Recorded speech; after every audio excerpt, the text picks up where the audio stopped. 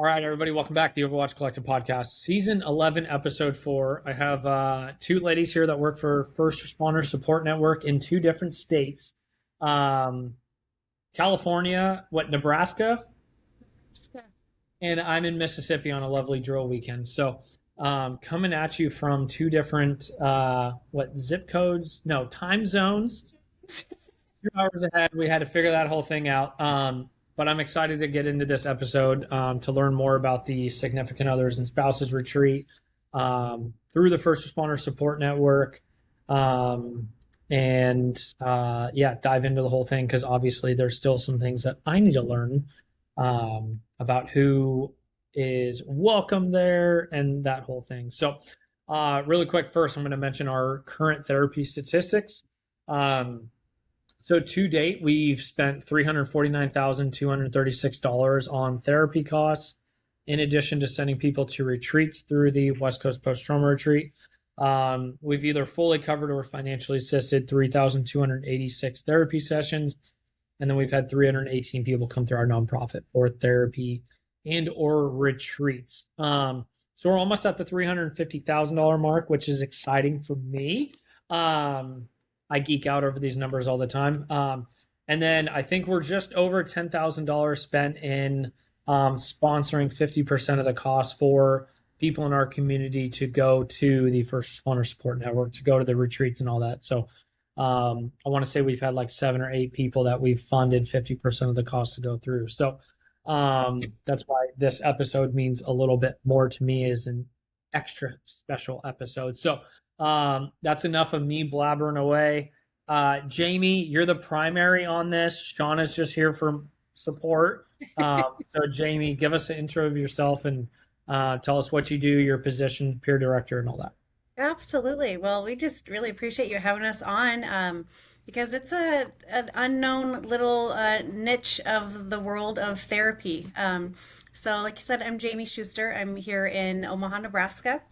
Uh, I am the SOS peer director for the First Responder Support Network. And what the SOS side of things is for support of spouses, significant others, widows, and partners. And when we speak partners in our world, we're talking about romantic partners. By trade, I am a nurse, and that's not what got me out to the retreat. My husband actually is a firefighter in our local department. He's a battalion chief. And he went to WCPR in Kansas first. And what got us out to WCPR and SOS was the suicide of our daughter. And so when people think about WCPR or the FRSN network, they think trauma, which is so true. But a lot of times on the SOS side, a spouse, a wife, they're thinking about their other half's trauma. The bad calls that they've seen, the shootings they've been involved with, those kinds of things. And what I like to say, kind of ticket into the program is that you have had some kind of relationship with a first responder and you have some kind of trauma for yourself.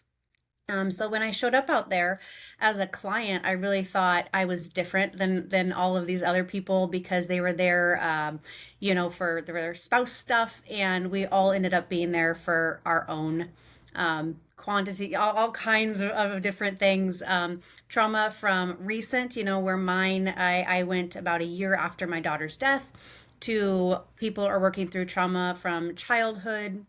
And it can be a gamut of trauma. The umbrella, sadly, of trauma is huge. So people dealing with things, from sexual assault to physical violence, whether they're in a current relationship that is having abuse, financial, emotional, physical, if they have, past relationships, whether they were raised in a household with neglect, or they were doing drugs at a young age because the mom and dad weren't around, weren't home, and taught them to be, hey, this is how we handle things. All of that is underneath of the umbrella of things that we want to help you learn to get through, to learn how to heal, and to move forward with some healthier coping strategies. But like I said, what took me there originally, my daughter was 21, Allison, when she took her life by suicide. And I was fine. Had anybody asked me, you know, a year after, 9 months after, I was fine. And that was my answer to anything and everything. And really, I was so angry. I was really distraught. I was barely surviving life. I certainly wasn't living it. And in a sense, I say I was lucky enough that my husband went to WCPR first, and he wasn't pushy. You know, he recommended you can go. There is this spouse program. And it took a couple months of my fineness to Yeah. finally say, you know what, I'll make the call. And in the phone call, really, it's your just putting your name out there that you're interested in going, and then we start to walk you through the process. And you know, let Shauna touch on that a little bit later as well. But what our intake process is, and I made the phone call, had a one-on-one conversation with somebody, and they were like, yeah, you qualify. When do you want to come out? These are our dates. One of the things that we do with both WCPR and SOS, we don't put our dates of retreats out there. We like the confidentiality of it. And if the dates are out there and I say, hey, Greg, the next retreat is in 2 weeks, and you see this date on the calendar and you're like, oh, I'm going to go, I'm going to take all this time off of work because I need the help, we might already have retreats filled up for you. And so we don't want to give you this um, hope that you're going to get in 2 weeks when really Mhm. maybe we can't get you in for a month or something like that. Gotcha.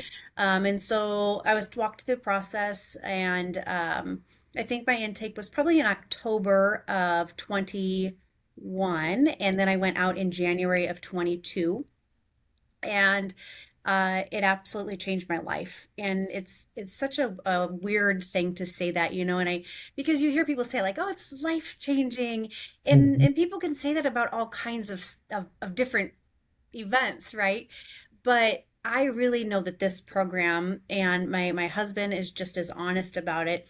We don't know that either one of us would be alive without having gone through this program. And Wow. I can sit with that and say, you know, it wouldn't have made it any more right. You know, my daughter's death and suicide, how would my suicide or my husband's, how would that have fixed anything? But when you're so lost, it seems like a feasible option. And it really gave both of us a ground. It gave us the ability to stand again, to start to process, to work through a whole boatload of emotions and go, okay, we can do this again. We can start to live again. It's okay to find joy, to find happiness, to laugh. And what I really like and appreciate about our program is while you're there, you're thinking, okay, I'm gonna, you know, we call it graduate, you know, on Friday, and then what? And you're not just left alone. We pair you up with, you've got your whole team that was there during your retreat, but then as a client, you have got another peer who's your buddy for the next 90 days. So for 3 months, you've got somebody who's checking in on you. How are you doing? How's things going? You're having a bad day, you're having a bad night, pick up that phone and you go home with a phone roster of all of the people who are a part of your retreat, and Mm. you're not left alone. And so I was able to stay in contact with those people from my retreat, my little crew of other clients. And about a year later, you know, I thought, I think I want to go back. I think I want to be a peer myself. You know, I know what this did for me. A little tune up, you know, hear this information again. And I was lucky enough that after a year, I was able to go back. Went back a few more times. Got to learn the deeper, you know, we call it the magic of the mountain, but learn a little bit more about why we do what we do, how we do what we do. And then I became the peer director a couple of years ago, and just keep on going from there. We're just hoping to continue to, you know, grow the information about the program, let people know who we can help, how we can help. SOS is only located out in California, versus with the WCPR program, we do have some satellites. But we have got, you know, great people like yourself and your program. We've got ways to help people get out to us. You know, and being from Nebraska, I'm always a cheerleader for you know, scholarships, and we're going to try to help you the most that we can to get people from Mhm. out of state there, because we know it's a lot. We know it's a lot to take a week off of work, a week away Yeah. from home or the Yeah. kids, whether you're flying, driving, whatever it is. And we don't want to put any more stress or anxiety or any of those things on somebody's plate who's already just hanging on, at their fingernails, and we're going to be there for every step of it to try to get you, there and get you the help. Because if you are brave enough to say, I'm ready, I need some help, I want some help, we want to be there, and we want to give you the help.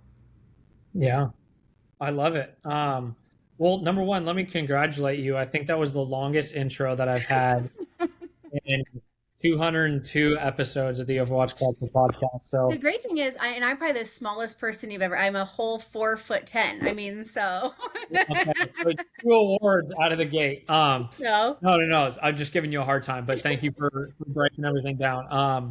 A lot to digest there. I have definitely heard the retreat has changed people's lives, so it's definitely not the first time I've heard that.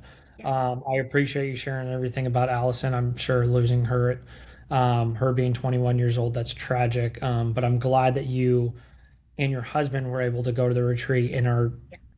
better now because of it. And you have all these resources and everything, and to be able to give back, I think probably means a lot to you and is rewarding.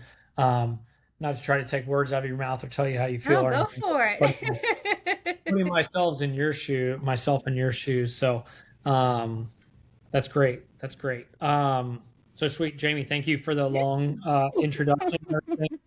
Shaunna, let's try to keep it under 8 minutes. Uh, but Easy Shaunna, peasy. give us a quick intro of yourself, please. I'm Shaunna Edwards. I'm the clinical director for First Responders Support Network. So I am responsible for the clinical operations with our team.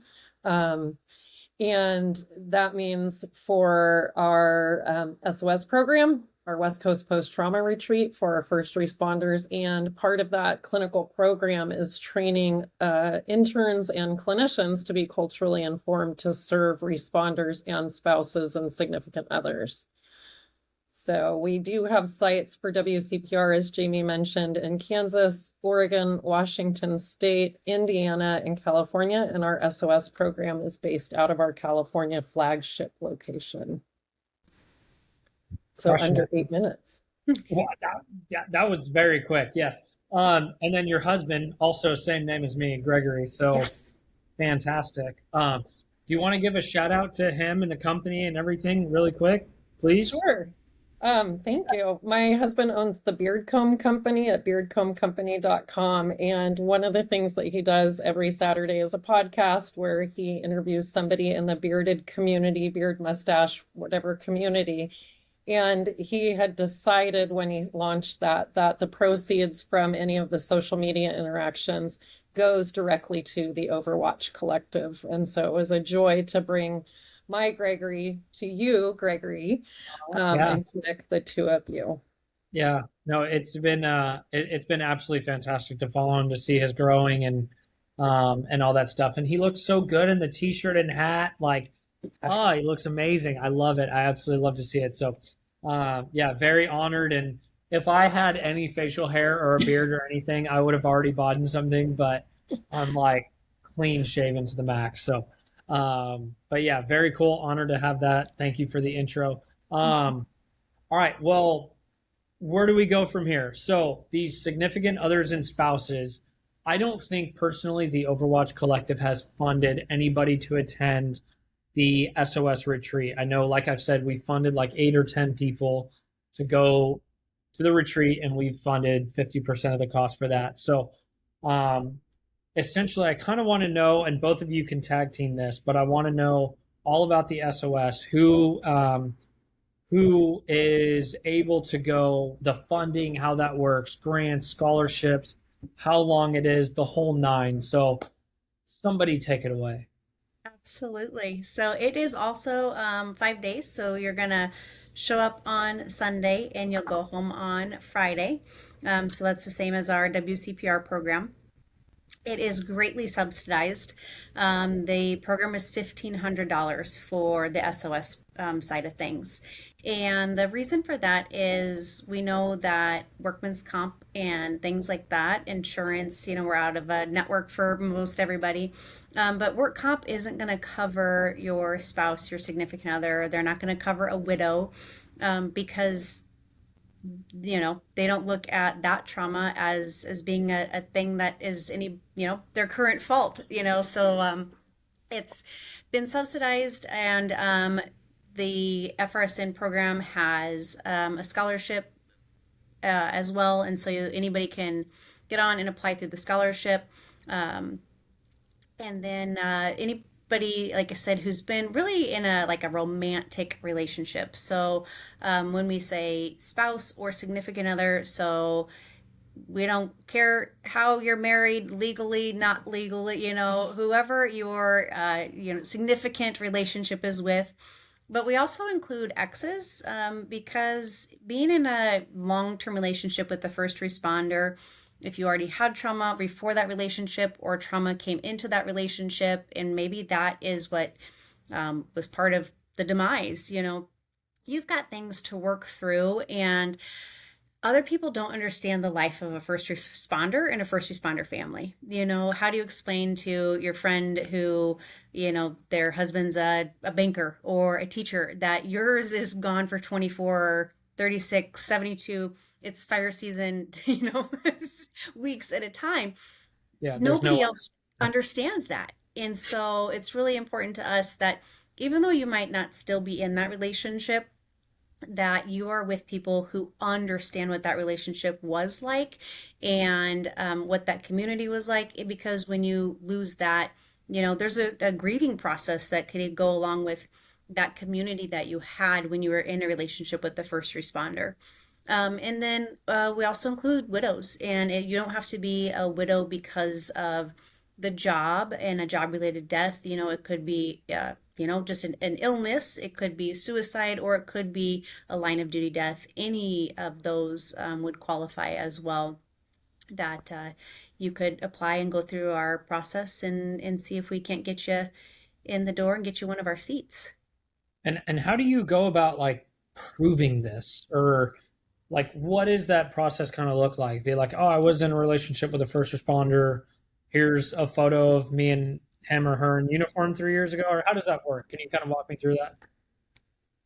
Shauna will probably do a little bit better job at it because she is our intake coordinator. And so she will be doing part of the interview. And then we have other interns and our clinicians who will do interviews as well. So you have to, not just, I stubbed my toe and that's why I want to come get therapy for 5 days, right? You're going Yeah. through the deeper, darker stuff. And when you're going through that intake process, we are asking about the hard questions. Mm. And that's where the truths are, going to make themselves pretty much seen, if you will. Um, but Shauna can probably speak a little bit more. Like I said, being the intake coordinator, she does a lot more of that interview beforehand, before you actually get to earn one of our seats. It is, we don't ask for photos, just just to be clear. That was just Um, the first thought. I'm like, how do you want me to prove it yeah, to you? like how do we prove it out? How do we Yeah, prove it to be yeah. true? So what I would say is I don't know in all my involvement with FRSN of a time we've had somebody that was trying to fake it to make it.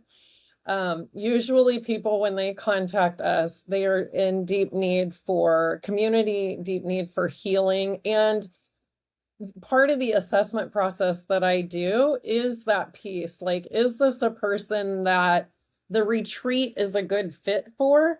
Because like Jamie said, yes, stubbing your toe, it doesn't feel great. It can feel upsetting, maybe for some traumatic. And what we do is what they call big T trauma. And so we're working with people. We want to make sure that the retreat's a good fit, a good investment of time, heart, and energy. And part of that in that dual interview process, the initial intake, and then the follow-up assessment, we get a really good sense of who is wanting to come to the retreat. things like language frameworks. If I'm saying, tell me about your spouse's department, and they're like, well, they went to Mervyn's. I'm like, Mervyn's is a department store. So you can tell by the language framework, you can tell by how a spouse refers to or significant others talking about some of the stressors they're experiencing. Yeah. So innately in that process, you can kind of vet out to ensure that this is a person that was connected or is connected with a first responder. I don't know if that answers kind of that proving question. Yeah, no, it definitely does. That helps because I always knew that like FRSN had a SOS retreat and that was an option, but I didn't know. Like I always thought you had to be a spouse or significant other. Like I didn't know about the widow part. I didn't know about the ex. I didn't know about the same sex. I didn't know how do you prove it or anything. So yeah, that fully breaks it down. Appreciate it. Yeah. And then what else is there? I mean, there's got to be more that people need to know about the SOS program, right? Yeah, I think the big thing is for the first responder community is we know the first responder is going through a lot. We know that they're seeing a lot, they're doing a lot, they're hands on, and you kind of go, well, of course they're going to have trauma. But so often, what people don't realize and what the other half at home thinks that they're alone, right? Nobody else gets it. Like I said, if your friends have spouses who's are coming home at 5 o'clock, they don't quite understand that some days you are a single parent. Some days you're taking the kids to school and then you're going to work and then you're home and you're mom and dad and doing bath time and bedtime and all of the things. But now 24 hours later, you're a dual family again. And sometimes those rules change or the roles change because whoever's coming or going, whether it's mom or dad, and men are welcome to SOS as well. That is something else that sometimes people go like, oh, I thought only wives or only the females could go, but no, absolutely, the other half is welcome as well. Good to know. But that is over and over again we hear, I thought I was the only one. The when you're, it's I tend to accidentally go he, but when your partner puts on a belt and puts on a gun and leaves the house, how else do you explain to your friends, I might not ever see them again? When my husband goes to work and he's responding to a building fire and he's going in that building, like, I don't know that he's going to come home the next day. And yes, of course, there's car accidents and your other half could get in an accident or something could happen traumatically. But you're probably not thinking about that every single day when they're leaving the house. And then when that half is coming back home, a lot of times there's a big break in communication because you, as say, I want to know how was your shift? What did you do? What did XYZ? And they're not wanting to share because they think they're protecting. Well, how does that work well in a relationship if I'm asking questions and you're not answering, or vice versa? And then you start to have breakdown, and it's because both parties, don't know what the other party wants, or they're trying to protect each other. I'm not going to bother you that our kid is not doing great in school because you're dealing with, like I said, carrying a gun at work, and you don't want to tell me about the really bad call that you went on and the death that you saw because that's my job stuff, and you don't want to bring that into the home. And over and over, we just hear, I thought I was the only one. I thought I was the only one. And then to find that community, to find that you're not the only one, and the troubles that you're having as a first responder family is just kind of the top of what's going on. And so over and over, it's trauma that happened years and years ago. But if you've never dealt with that trauma or healed that trauma, now it could be something as simple as your husband's, bad call, as your paramedic, wife's, whatever it is, and now you just can't handle it anymore. And it's like that the piece of hay, right? That broke the back, and you're going like, why did that bother me? Well, it's all the other things that are just sitting and boiling, and now you finally are at that breaking point, and you need help. Yep. Yeah, and from the side of things, like through the nonprofit, where I see all the submissions that come in for financial assistance through the Overwatch Collective, is a lot of, I thought that I could do this, or have been in law enforcement or firefighter for 10 to 15 years, and it's building up, and now it's finally at the point where I almost feel like it's kind of similar, where it's like the first responder, the service member, and or the family member, like lets things build up, and like get to a point where it's like I don't know what to do anymore. Like we're finally here. Now I need to reach out for help. Yep. Where that's like the last place that we want our community in, right? Where it's like you're at the bottom of the barrel, or things about to go south, and then you're like, okay, therapist near me, where do I get help? Yeah. Blah, blah, blah, and then they have nowhere to go. So um I think it's and that's why I enjoy doing stuff like this, right? Like the podcast and talking about all this stuff to kind of get it out there, because it's definitely not easy. And like you said, where like our community, like military, like you can go on deployments randomly, first responders, like you don't know what can happen throughout the shift. And then like the coming home, Mhm. like it's difficult for fire, right? So like specifically Jamie, for you, like fire, and my brother's a firefighter in Southern California, like you could be gone on a strike team for 2 weeks, or 72 or 96 hours you're gone, and your wife, your husband, and the family already got in the routine, and then you come home, and then you kind of, you know what I mean, like Yeah. it's so And then the difficult. routine changes, and it's Yeah, okay. Well, no wonder the kids are acting out because now, who's the boss, who's in charge, who's good guy, bad guy. yeah, and it truly is difficult, and that's why I feel like our community specifically, we need more resources, awareness, and all that stuff. So that's Yes. why I enjoy learning about like SOS and the actual like the West Coast post trauma retreat, first responders, and all that stuff. So Yeah, uh, and it's great, I that we have the opportunity for both sides to come through. Mhm. And you're going to go through your own stuff at your own time, but then you're going to be speaking the same language. So if I'm thinking, he's mad or she's mad because I asked how your day was, and you say, fine, you Mhm. know, you've been gone for 24, 48, 96 hours. What do you mean, fine? And in return, that responder is thinking, I don't want my significant other to know and to hear and to see all the things that I just dealt with. Yeah. And on Yeah. the other side, you're saying, why won't they speak to me? Like I'm supposed to be your person. And when you can find a neutral language of saying, hey, these are the things I want to know about, and these are the things that are too much for me. But I need you to communicate, and being able to speak that language. Well, now you come home and you say, it was a pretty rough shift, and I had three really awful calls, but whatever it is that you're willing to share, or whatever kind of ground rules that the two of you have come up with, Mhm. well, until you have found that you can speak that same language and ask, the permission of each other, you're just kind of getting that just stalemate, right? Who's going to budge first, or who's going to give up on what they want? And Mhm. I say all the time, if we can have a good spouse, significant other, we can have a good responder. Well, we're under the same umbrella, and we're helping families, and then we're raising healthy kids who know how to deal with hard things and know how to have hard conversations. So it's not an us and a them. It's not an FRSN only.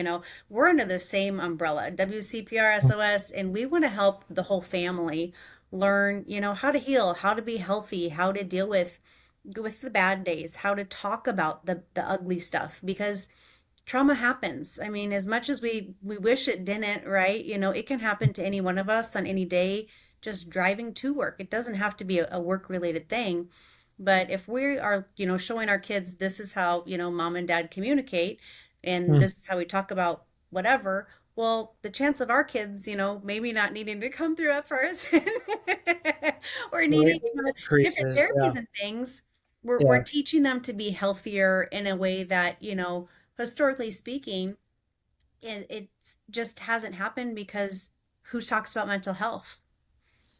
Yeah. And I've been fortunate. I've learned a lot in this space the last 5 years, however long we've been doing the Overwatch Collective, and since we started. And thankfully now, like my wife Robin is a trauma therapist that specializes in working with military and first responders. So like I know like if I'm at work and I experience a call or whatever and I come home like right away she could tell if I'm off, or when I was working graveyard if I crawled into bed at 5 a.m. and I was like tossing and turning she could kind of tell. But we've had that conversation before where it's like if you need a little bit of time, take some time to yourself. If you want to talk, tell me the worst, whatever. Where I feel like a lot of people and their spouses in those relationships don't proactively talk about that, Yeah. and then it kind of just festers and festers. So I'm glad to hear that that's one of the things that um, could be a tool there, and that we can talk about and everything. And Shaunna, I'm sure you have something to say and chime in, so please do so. I just wanted to add, like, at both of our retreats, SOS and WCPR, some of the magic is who's there, and it's staffed by primarily volunteers. And so people don't always know that. And then when they get there as a participant, they're pretty blown away that the amount of people that are in the room are there because they care, or they came through the program themselves, or they're giving back. So that's one of the pieces to me that Jamie alluded to, like the magic that is magical. The other part that I think is magical is we do education, we do one-on-one clinical work with the participants, we do small group debriefing work, we do large group debriefing work, and we're adding movement. So this upcoming week on Sunday, it starts, we've added a yoga for first responders instructor school. So our teams are getting trained to be able to deliver the YFFR curricula at the retreats. And so all of those pieces kind of help make this magic in this community where people have a strong sense of belonging, they have a strong sense of connectedness. And I think, Jamie, you hit it so beautifully, like that transition stress when one party comes home to the other party, our spouses and significant others, they're on shift when their responders on shift. And so when our responders hear that at WCPR, oftentimes they go, oh, yeah, okay. Like there's a knowing, but now having a language framework to name it. Yeah, So exactly. that's, I mean, I think about some of the pieces that make it magical, and that's what comes to mind. Awesome. I love it. I do have a question. Mhm. So Shauna talks about all the stuff that y'all do at the retreat for like on a daily basis. So it seems like there's a lot that goes on. So can you walk me through a day? Just like if anybody's listening to this and they're like, what am I going to get myself into? It starts on a Sunday. It's X amount of days. Am I waking up at 6 a.m., hitting the ground running and going to sleep at 8 p.m. exhausted? Can you walk me through a day, please? You can get up at 6 a.m. if you want to. No, I wouldn't. I wouldn't. You don't have to be up at 6 a.m. Every day we have optional walking in the morning and optional chapel. And our chapel is non-denominational. Even to call it chapel is it is just run by one of our chaplains, but it is not churchy, godly. It is just to kind of set you up about what the theme of the day is going to be. If it's more of a family piece, if it's that you're going to be, kind of inner work stuff, that kind of thing. But our chaplains are phenomenal. Like Shauna said, they're there as volunteers as well and volunteering all of their time, and they are available 24 hours a day. If you wake up at 3 a.m. and you needed to talk to one of our chaplains, you could go knock on their door and they would get up and talk with you at 3 o'clock in the morning. But breakfast is provided, and then our day really starts at 8 a.m. And what we do first is a meditation or a little grounding just to get present and get in the room. And that's because you're dealing with a lot of really hard stuff. And depending how you slept the night before or didn't sleep the night before, and now you're like, oh my gosh, what are we going to talk about today? And your anxiety is just building because you're opening up all of these scabs, really, right? Like you're picking at this stuff, and then your brain is going, what am I going to do with all this? So we like to get you grounded and just get you focused on the day, get you focused in the room. And we do morning check-in, and everybody checks in. Our clinicians check in, our cooks check in, our peers check in, and the clients check in. And we want to know, are you having any insights? Of course, the first day you're like, what the heck is an insight? But are you starting to connect any dots as the days are going on, that this in childhood, or this, from 10 years ago, or past relationships is what's caused me to feel this way or do these things? Any memories, did we talk about something that brought up good memories, that brought up bad memories? And again, is that part of an insight? Did that make you remember something? um, I'm trying to picture my morning check-in in my brain, but we also know, are you dreaming? Because dreams can mean a lot of different things. We want to know, how are you sleeping? Are you having any triggers? And triggers are a big thing, and we fully anticipate that we're going to trigger you while you're there because, like I said, we're picking at a scab that probably you thought was healed, but really it's just been buried. And we want to know, how are you dealing with that trigger? The nice thing is, like Shaunna said, our peers that are there, and on the SOS side, all of my peers have been clients. So none of the SOS peers are outsiders. They have all sat in those client seats. They have all gone through the program, which is really pretty amazing, if you ask me. So it's okay that you're triggered, and it's okay if you trigger one of the peers, because then I can say, yesterday when Greg was sharing about XYZ, it just really triggered me, and man, my heart was racing, and I, felt like I couldn't breathe, but I just practiced a couple deep breaths. I put my feet on the ground. I remembered that, hey, I can pull Shaunna aside later, and we talked about it, and I feel a lot better. But we want to be able to show you, yeah, you're going to have some bad moments here, and there is light at the tunnel, end of the tunnel, and all of those other peers sitting in the room are really there to show you, we've done this too, and you can do it. So after morning check-in, there's usually some education pieces, and we really talk about all kinds of stuff, from spousal exhaustion syndrome to emergency responder syndrome, exhaustion syndrome. We talk about forgiveness and letting go and what that looks like. We have some one-on-one sessions where we are talking about your family history, or what growing up was to you, or kind of what you want to work on this week. What is your trauma? You have a couple different opportunities, like Shaunna said, to work one-on-one with a clinician and do either EMDR or brain spotting, which again is another tool that you could take home. And if it works really well for you, then you can find a good clinician, who is competent in those Yeah. things. Oh, yeah.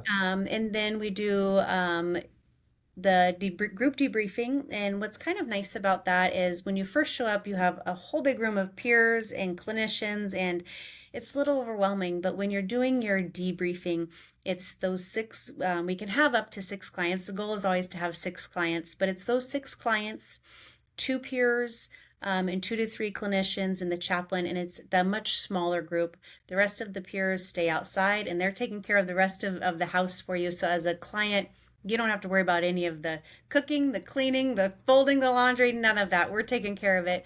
But you Awesome. get a really small, intimate group where you are doing the deep dive and really talking through, why you decided to come, and how, we're going to help you through that stuff.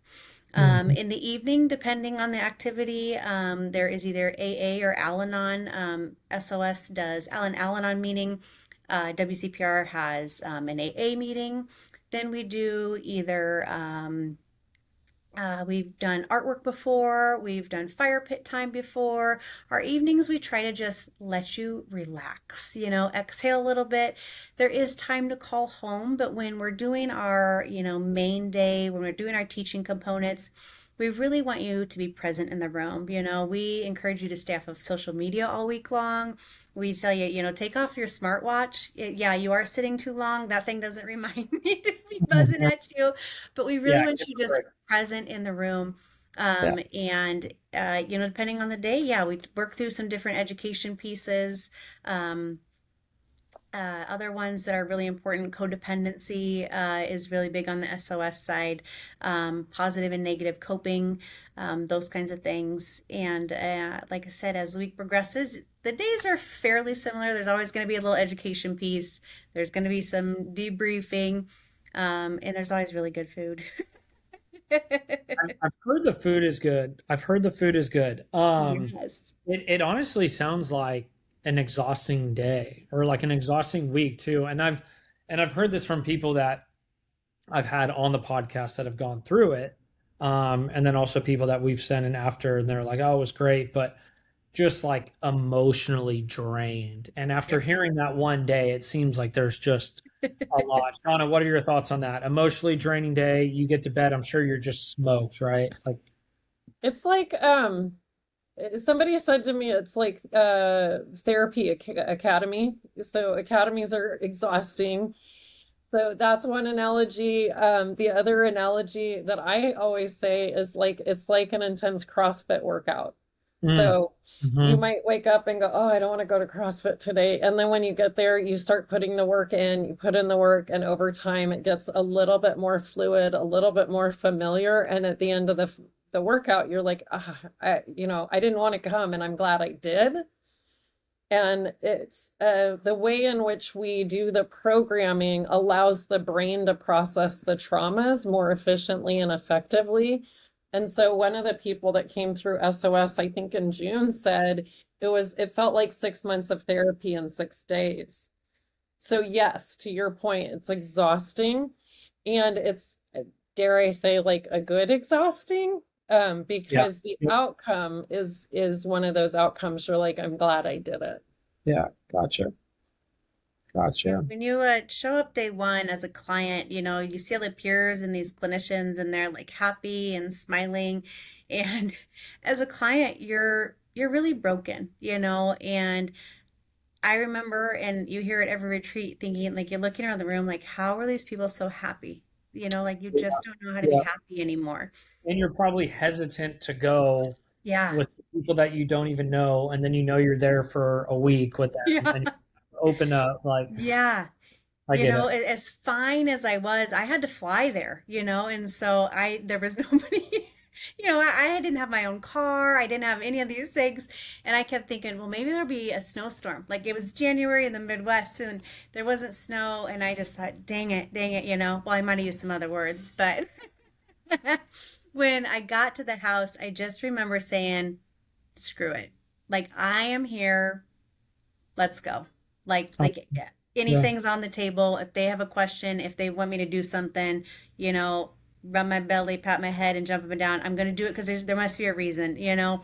And now that I get to go back as a peer and I get to help people over and over and over again, it's like, thank God there wasn't a snowstorm, and now the clients on Friday are so happy and they're glowing and you can absolutely see this physical change in them. And the peers and the clinicians are kind of like, okay, you had a really good week. We're Yeah, yeah, exhausted. yeah, And yeah. now the clients have like this second set of their wings have spread. They've got a new breath.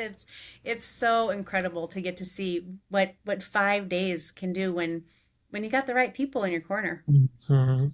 Yeah, no, that's awesome. That is absolutely awesome. And I kind of do want to hear, so like for those that are listening, and I think that like if I were listening to this, one of the things is like, where can I go to learn more to apply?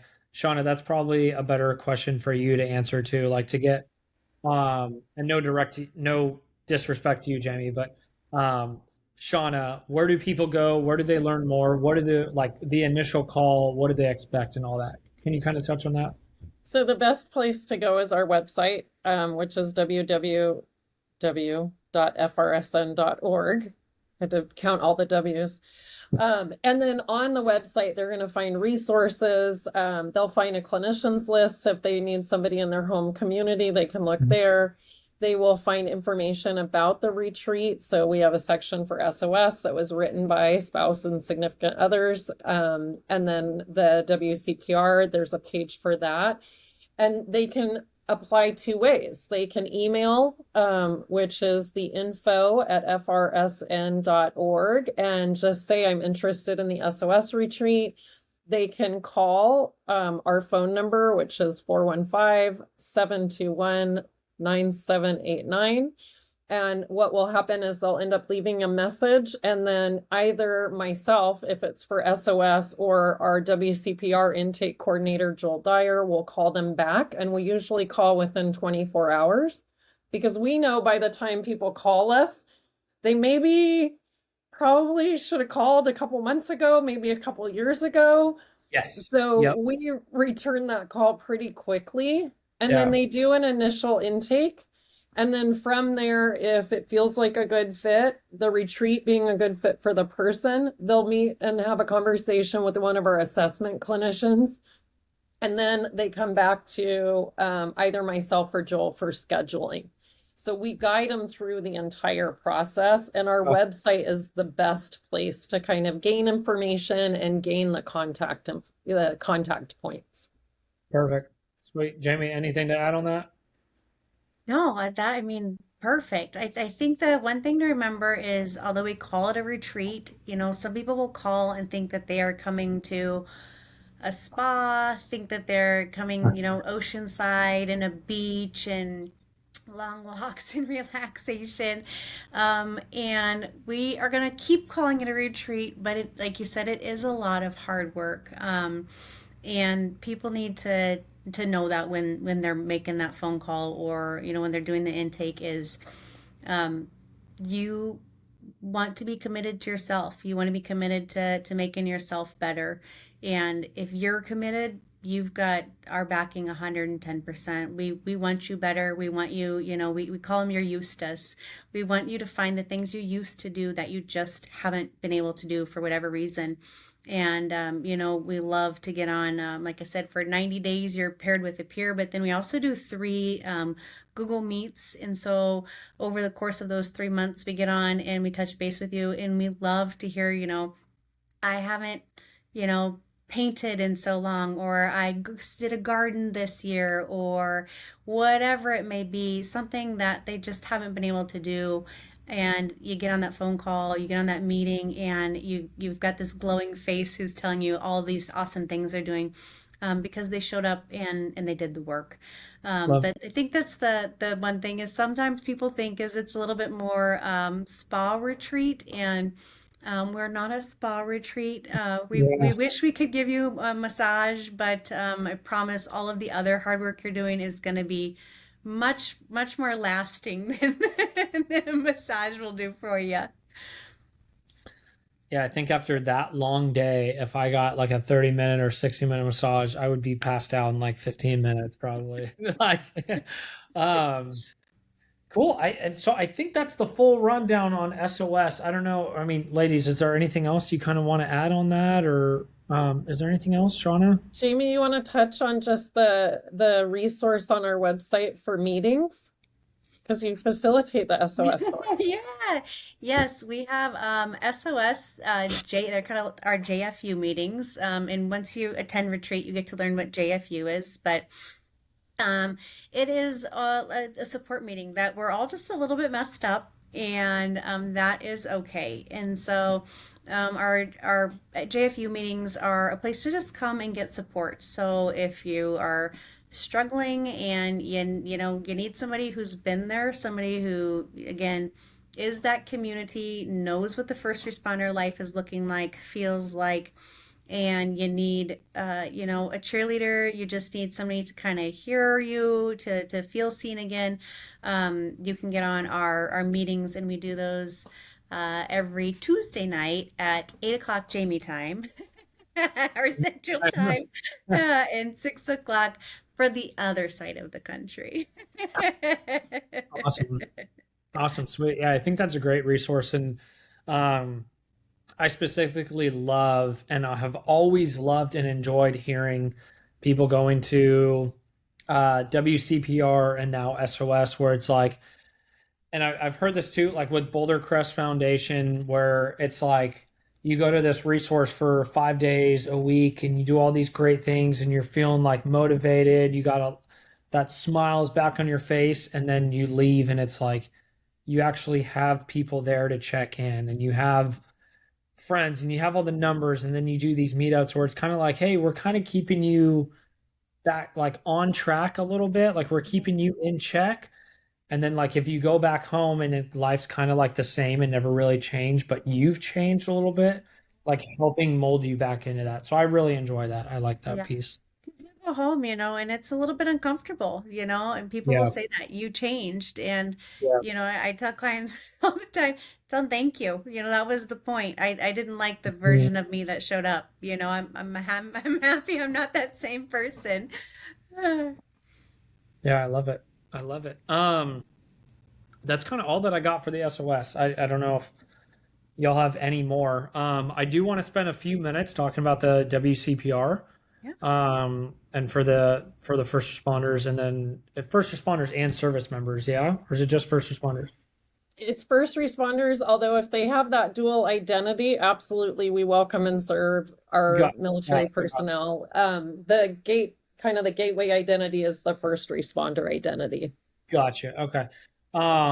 Can maybe not Jamie because she'll talk for 15 minutes. Can some? I'm joking. I'm joking. For WCPR for the first responder community, can you guys kind of just give a few minutes of a breakdown of that, and then at the end of that, I'll touch on how we sponsor 50% of the SOS and WCPR.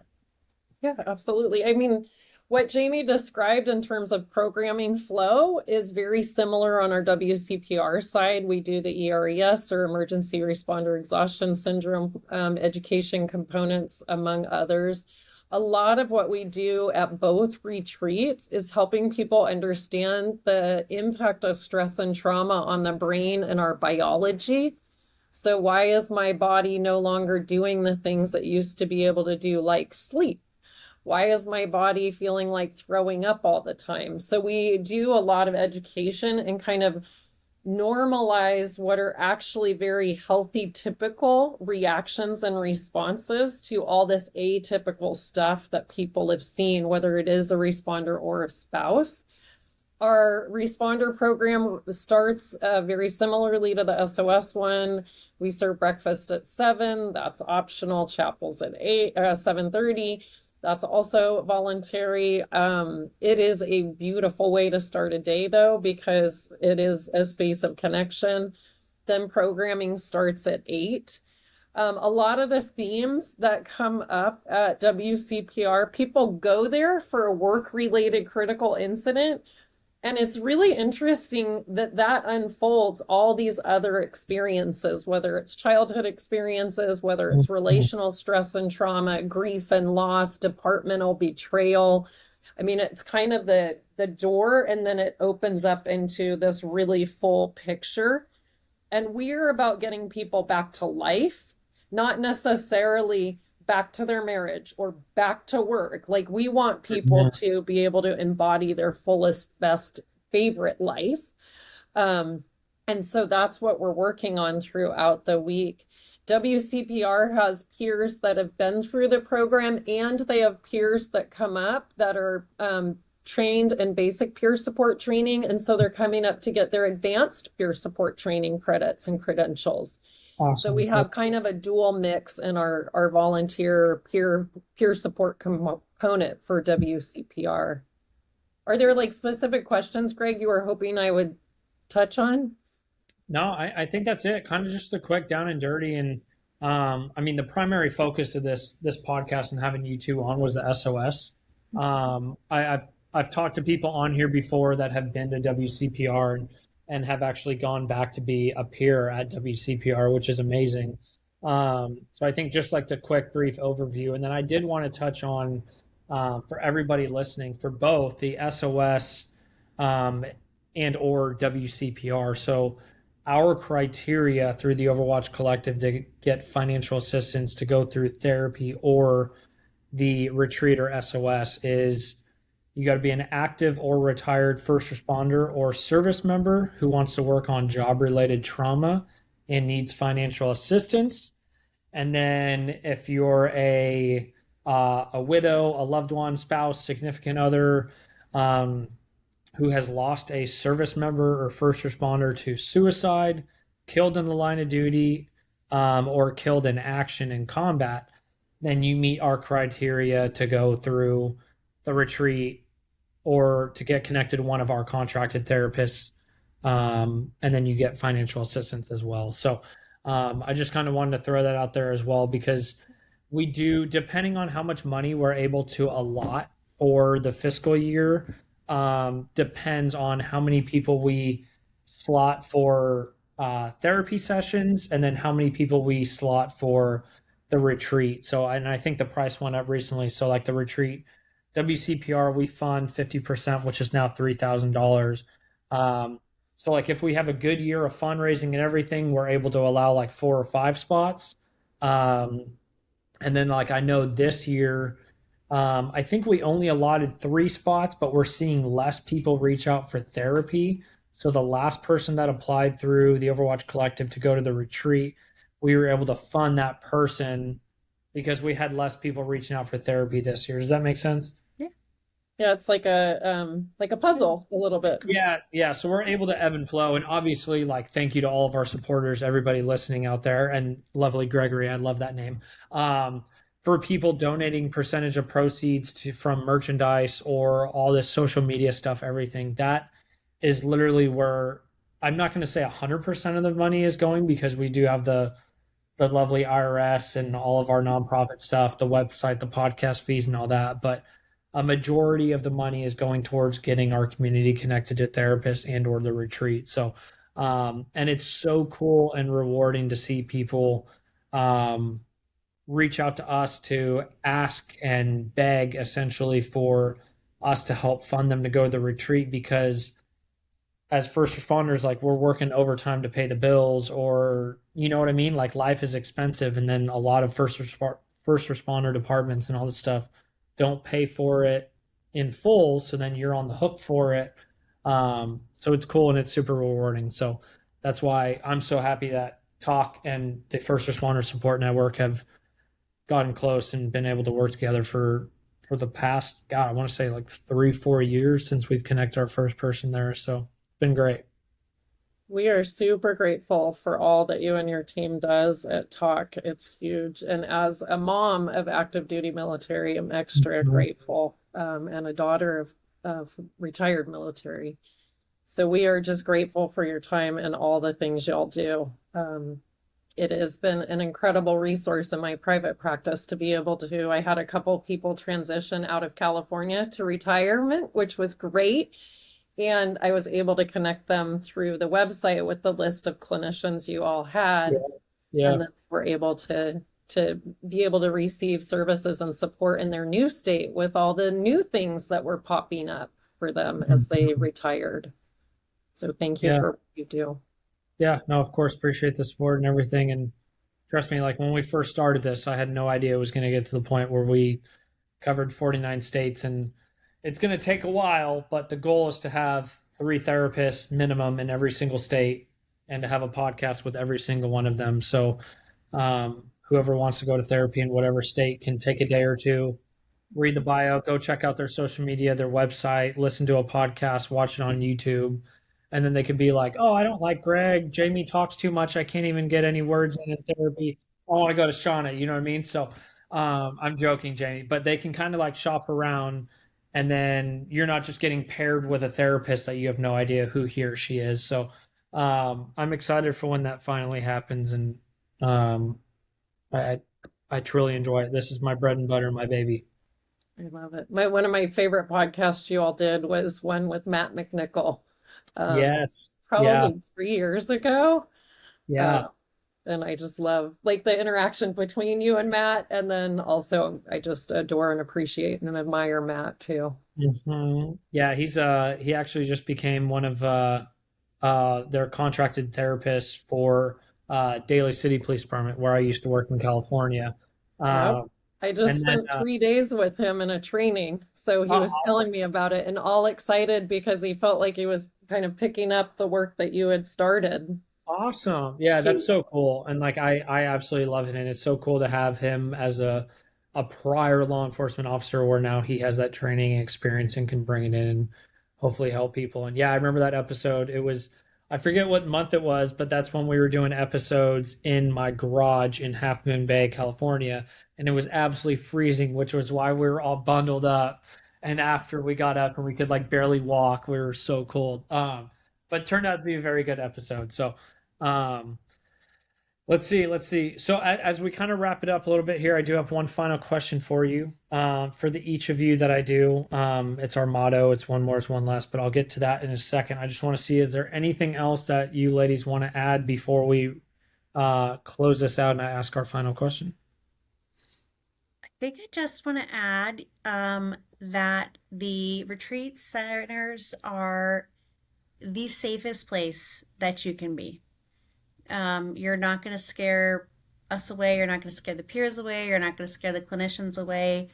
Um, Whatever you can throw at us, whatever you have been through, we're going to be there for you, and we are going to help you through it. And if you show up, like I said, willing to do the work, then you're going to go home a better person.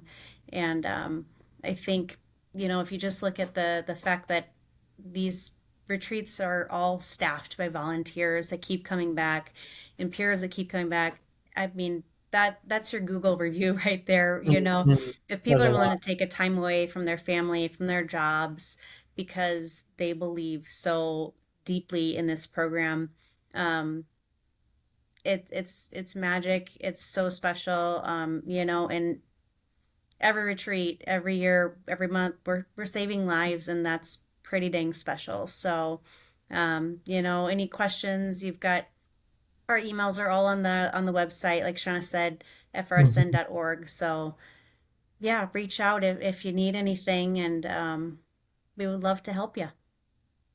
Appreciate it. Thank you. I couldn't say it any better. I mean, we double dog dare you if you're interested to come to reach out and call us. And we will talk you through the process and join you in the healing. So Jamie said it well. Perfect. Sweet. Okay, and then so the final question, one more is one less is our motto. So it comes from season one. We had an Army combat veteran on who lost more friends to suicide upon return stateside than actually overseas. And he was like, hey, one more veteran we can help is one less suicide. And then it kind of stuck. We're like, oh, one more is one less. And now it's on everything. So at the end of every episode, I always ask our guests what one more is one less means to them. When I have two, usually what I do is have them Rochambeau to see who goes first. So the loser goes first. So Jamie and Shaunna, Rochambeau, the loser has to go first, please.